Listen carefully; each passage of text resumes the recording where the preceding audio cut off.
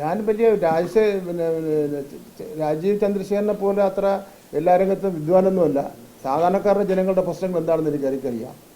ഞാൻ വലിയ കോർപ്പറേറ്റ് മാനേജ്മെൻറ്റിൻ്റെ അല്ലെങ്കിൽ വലിയ വൻകിട മുതലാളിയോ ഒന്നുമല്ല. എനിക്ക് സാധാരണക്കാരൻ്റെയും പാവപ്പെട്ടവൻ്റെയും കർഷകൻ്റെയും കർഷക തൊഴിലാളിയുടെയും ചുവട്ടുതൊഴിലാളിയുടെയും ഒക്കെ തന്നെ ശബ്ദം അറിയാം. അവർ പഠിപ്പിച്ച വിദ്യ എനിക്കറിയാം.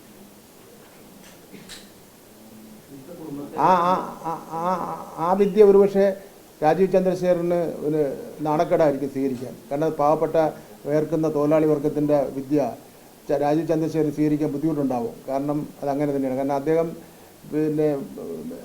അദ്ദേഹത്തിൻ്റെ ജീവിത നിലവാരവും അദ്ദേഹത്തിൻ്റെ ഇന്നത്തെ സ്ഥാനമാനം അല്ല. അദ്ദേഹം ഈ വളരെ സാമ്പത്തികപരമായും അധികാരപരമായുമുള്ള ദന്തഗോപുരത്തിൽ നിന്ന് ഇറങ്ങി വന്നിട്ടുള്ള ആളാണ് അദ്ദേഹം. ഇനി താഴെക്കടയിലുള്ള പാവപ്പെട്ട പ്രവർത്തകരുടെ പ്രശ്നങ്ങൾ എന്താണെന്ന് മനസ്സിലാക്കാൻ വേണ്ടി ഇനി ഒരു 10 വർഷം കൂടെ വേണ്ടി വരും. 10 വർഷം കൂടെ അയാൾക്ക് ഒരു കോഴ്സ് കൊടുക്കേണ്ടി വരും. ഒരു നമ്മൾ ടീച്ചർമാർക്കെല്ലാം കൊടുക്കുന്ന പോലുള്ള ഒരു കോഴ്സ് എങ്ങനെ പാവപ്പെട്ടവൻ്റെ സാധാരണക്കാരൻ്റെ ഇടയിൽ ഇറങ്ങി പ്രവർത്തിക്കാൻ സംബന്ധിച്ച് നമ്മൾ കോഴ്സ് കൊടുക്കേണ്ടി വരും. ഞങ്ങളെല്ലാം ആ കോഴ്സ് പാസ്സായി വന്നവരാണ്.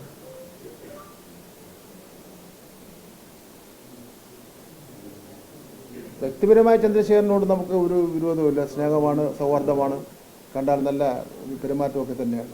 പക്ഷെ അദ്ദേഹം വിശ്വസിക്കുന്ന വിശ്വാസ പ്രമാണത്തിനോടും അദ്ദേഹത്തിൻ്റെ ഓരോ പ്രശ്നങ്ങളിലുള്ള നിലപാടുകളോടും എങ്ങനെ പറയാൻ പറ്റും? ഈ മരണം തന്നെ അദ്ദേഹം ഖേദം പ്രകടിപ്പിച്ച് ഞാനിതിനെ സംബന്ധിച്ചുള്ള സമഗ്രമായ അന്വേഷണം നടത്തും എന്നല്ലേ പറയേണ്ടിയിരുന്നത്. അതിന് പകരം അതിനെ ന്യായീകരിക്കാനല്ലോ ശശി തരൂരും അദ്ദേഹം ചെയ്യേണ്ടിയിരുന്നത്.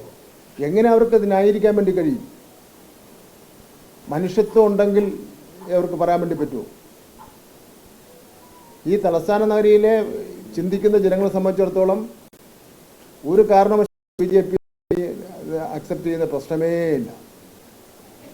വിമിതരെല്ലാം ഈ ജനാധിപത്യം തുടങ്ങി അന്ന് പോലുണ്ടെന്ന് നമുക്ക് എല്ലാവരെയും തൃപ്തിപ്പെടുത്താൻ വേണ്ടി പറ്റില്ല. ഇപ്പോൾ 101 സീറ്റല്ലേ ഉള്ളൂ കോർപ്പറേഷൻ അതിർത്തിയിൽ. 101 പേരെല്ലാം തീരുമാനിക്കാൻ വേണ്ടി പറ്റുള്ളൂ. അപ്പോൾ സ്വാഭാവികമായിട്ട് ചില ആഗ്രഹങ്ങൾ വരും. അതെല്ലാം എല്ലാ ജനാധിപത്യ പാർട്ടികളും പരിഹാരം കണ്ടെത്തി പോകും. ഇതേപോലുള്ള ഒരു കെടുതിയും അനിശ്ചിതത്വവും ഒരു ഭീകര അന്തരീക്ഷം വേറെ ഏതെങ്കിലും രാഷ്ട്രീയ പാർട്ടികൾ ഉണ്ടായിട്ടുണ്ടോ? അതല്ലേ നിങ്ങൾ പറയേണ്ടത്.